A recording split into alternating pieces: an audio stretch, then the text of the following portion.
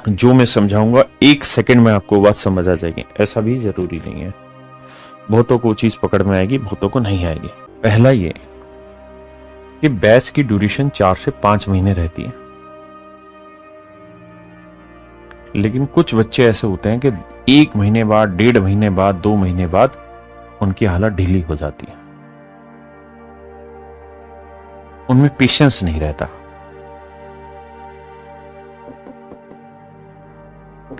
हिंदी में बोले तो संयम नहीं रहता। जैसे मैंने कोई टॉपिक स्टार्ट कराया, लेट से मैंने ज्योमेट्री स्टार्ट किया आपकी, तो ज्योमेट्री लगभग 1 महीना 10 दिन चलता है। 1 महीना 10 दिन चलता है ज्योमेट्री, क्योंकि बहुत डिटेल में पढ़ाना होता है, बहुत सारे कॉन्सेप्ट होते हैं।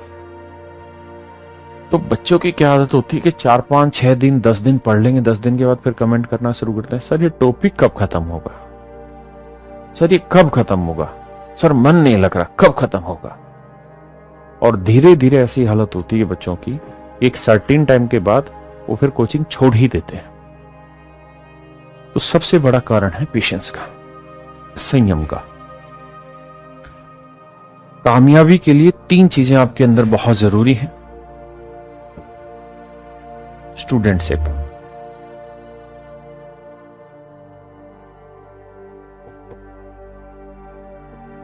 डिसिप्लिन और पेशेंस, ये 3 चीजें बहुत जरूरी हैं। आपके अंदर का छात्र आपके अंदर होना चाहिए, तभी आप पढ़ पाएंगे। आप बहुत बढ़िया लेवल पे डिसिप्लिन होने चाहिए, तब आप पढ़ पाएंगे। और आप में एक अच्छा खासा पेशेंस होना चाहिए, तभी आप पढ़ पाएंगे। क्योंकि जब आप अपनी तैयारी स्टार्ट कर रहे हैं, आप में से बहुत सारे ऐसे बच्चे होंगे जो पिछले काफी समय से तैयारी कर रहे हैं, और आप में से बहुत सारे ऐसे भी बच्चे होंगे, 90% बच्चे ऐसे भी होंगे या जो पहली बार ये तैयारी कर रहे हैं। तो मेरे प्यारे बच्चों, आज के टाइम में जिस लेवल पे कंपटीशन चल रहा है, जितनी बड़ी मात्रा में छात्र आज के समय में तैयारी कर रहे हैं, उतना टफ कंपटीशन कभी भी नहीं था। और शायद आने वाले समय में ये कंपटीशन और बढ़ेगा, और शायद ज्यादा तेज गति से बढ़ेगा। तो मेरे प्यारे बच्चों, 4 महीने, 5 महीने, 6 महीने, 8 महीने में भी कई बार होता सिलेक्शन नहीं हो पाता बच्चे का। मैंने ऐसे ऐसे बच्चे देखे हैं जो 2 साल, 3 साल लगातार मेहनत करते हैं, 3-4 साल के बाद उनका सिलेक्शन होता है। लगातार 3-4 साल तक फेल्योर लेते रहते हैं, जीवन में विफल होते रहते हैं।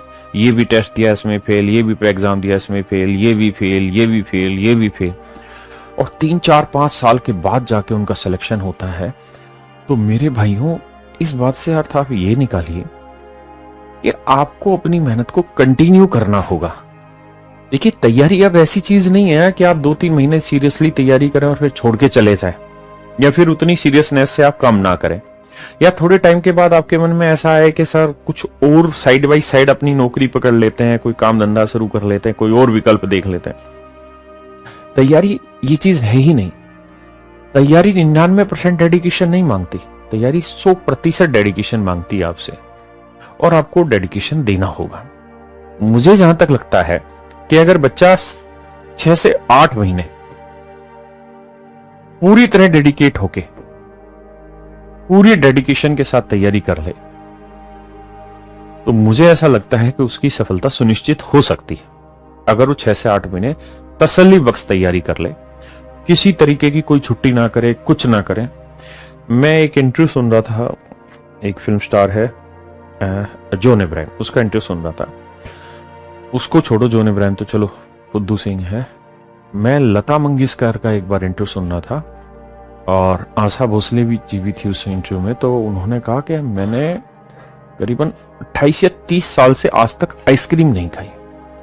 मैंने ऐसा सुना था कहीं, ये मैंने 28 से 30 साल, मतलब जिस समय मैंने सुना उस समय उनको इतना कैरियर हो गया था सिंगिंग का, तो मैंने 30 साल तक आइसक्रीम नहीं खाई। पूछा क्यों नहीं खाई? क्योंकि गला, मैं नहीं चाहती कि मेरा गला किसी भी रूप से खराब हो। तो मैंने इतना सख्त डिसिप्लिन फॉलो किया कि मैं उस प्रॉब्लम को बहुत दूर छोड़ रही थी। तो मेरे प्यारे बच्चों, तैयारी भी यही चीज है। अगर आप डिसिप्लिन हैं, अगर आप डेडिकेटेड हैं, तो 99% की कोई गुंजाइश नहीं है, आपको 100% होना पड़ेगा। अगर आप उस 100% कर पाते हैं तब बहुत अच्छा, और अगर आप उस 100% पे नहीं कर पाते हैं तो फिर वो फायदा नहीं हो पाता उतना अच्छा। हाँ है ना।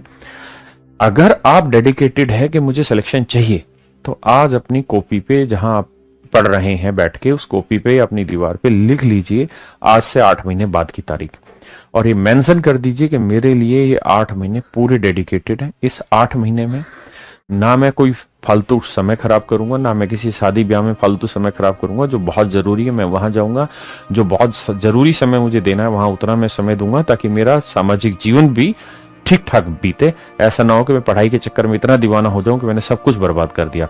अपना सामाजिक ताना बाना जो वो भी खराब मत करिए, लेकिन अधिकतम से अधिकतम जो समय आप दे सकते हैं अपनी स्टडी को 8 महीने दीजिए। तो मेरे प्यारे बच्चों, पेशेंस की बड़ी जरूरत होगी, इसके बिना काम नहीं चलेगा। और ये पेशेंस थोड़े ही दिन में जवाब देने लगता है ना। और ये हर एक में अलग अलग लेवल रहता है और हर एक को इंक्रीज करना होता है। मैंने आज तक अपने जीवन में, आज मेरी उम्र 40 साल है, मैंने लगभग कुछ नहीं तो 30 से 35 बार मतलब जिम ज्वाइन किया है। और 10 दिन, 15 दिन, 20 दिन मैंने बड़ी मेहनत से जिम किया और बड़ी एक्सरसाइज की, और 15 दिन पूरा जुनून, मेरा पूरा शरीर टाइट हो गया। 15 दिन के बाद फिर एक दिन ऐसा आया कि सोचा कि यार आज नहीं कल से जाऊंगा, और वो फिर कल जो है ना वो आता ही नहीं कई दिनों तक, और मैं लगातार उस काम में असफल होता रहा, शरीर सही सुडौल शरीर बनाने के लिए।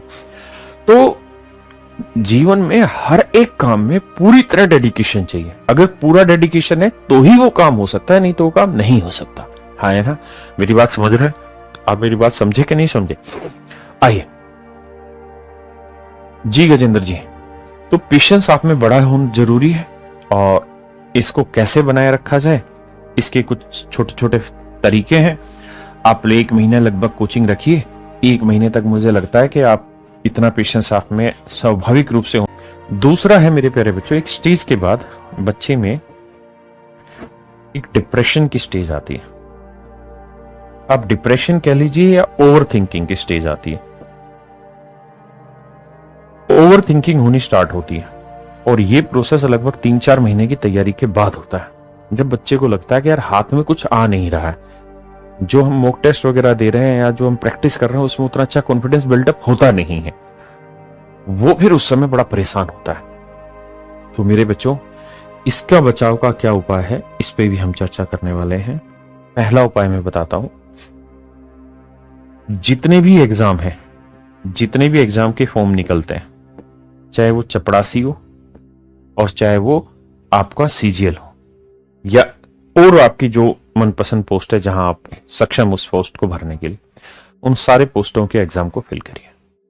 मतलब हर एक एग्जाम को आप ट्राई करिए। एग्जाम के पेपर, मतलब जो भी उसको नौकरी की तैयारी है वो आप कर ही रहे हैं यहाँ पर, और उसके बाद उस एग्जाम को जरूर देना चाहिए। क्योंकि धीरे धीरे ये जो इतने सारे एग्जाम आप देंगे, यहां से एक तो आप एक अच्छा खासा एक्सपीरियंस गेन करेंगे कि उस प्रेशर को कैसे डील किया जाए जो एग्जाम सेंटर पे आता है। दूसरा ये आता है कि ये कतई संभव नहीं है कि आप पहला एग्जाम दे और उसी में सफल हो जाएं, है ना। बहुत बार असफलताएं मिलती हैं, फिर जाके कहीं सफलता मिलती है। तो घबराना नहीं, आपने अपना काम करते रहना लगातार। ये जो छोटे छोटे एग्जाम आप देते रहेंगे, जैसे आपने एक एमटीएस का एग्जाम दिया और एमटीएस के एग्जाम में आपका सिलेक्शन हो गया, या और कोई एग्जाम दे दिया और उसमें आपका सिलेक्शन हो गया, तो वो आपकी एनर्जी को बूस्ट करेगा, आपके माइंड मेकअप को तैयार करेगा, आपके अंदर से जो मोरल है उसको बिल्डअप कर देगा दोबारा से तैयारी करने के लिए। तो ये छोटे छोटे स्टेप हैं जिसके थ्रू आपके डिप्रेशन को आप दूर भगा पाएंगे, अपने मनोबल को बढ़ा पाएंगे इन छोटे छोटे सिलेक्शन के थ्रू। दूसरा, आप अपने छोटे टारगेट फिक्स करिए। Fix small target,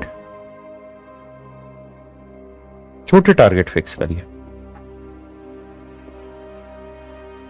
and try to achieve it, और इसको पाने की कोशिश करिए।